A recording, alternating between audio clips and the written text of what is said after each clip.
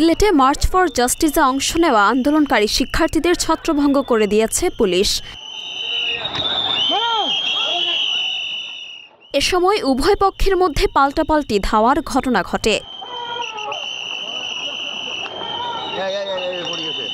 প্রত্যক্ষদর্শী সূত্রে জানা যায়, আন্দোলনকারী শিক্ষার্থীরা মিছিল নিয়ে নগরীর সুবিদ বাজার পয়েন্টে গেলে পুলিশ তাদের বাধা দেয়। এ সময় আন্দোলনকারী শিক্ষার্থীরা পুলিশের ব্যারিকেড ভেঙে সামনে এগিয়ে গেলে পেছন থেকে পুলিশ তাদের লক্ষ্য করে টিয়ারশেল ও সাউন্ড গ্রেনেড নিক্ষেপ শুরু করে। এতে আন্দোলনকারীরা ছত্রভঙ্গ হয়ে যায়।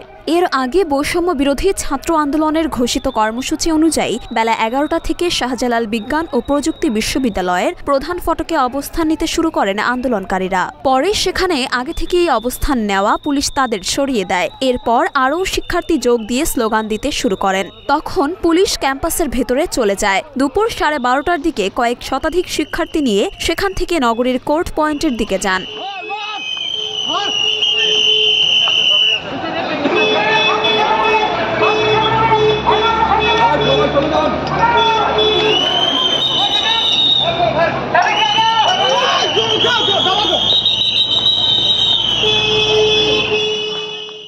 এরপর সেখান থেকে মিছিল নিয়ে তারা সুবিদ বাজারে গেলে পাল্টাপাল্টি ধাওয়ার ঘটনা ঘটে। এ বিষয়ে জানতে চাইলে সিলেট মেট্রোপলিটন পুলিশের উপপুলিশ কমিশনার আজবাহার আলী শেখ ঢাকা পোস্টকে বলেন, এখন পর্যন্ত কেউ হতাহত হয়নি বা আটক হয়নি। মরিয়ম মিম, ঢাকা পোস্ট।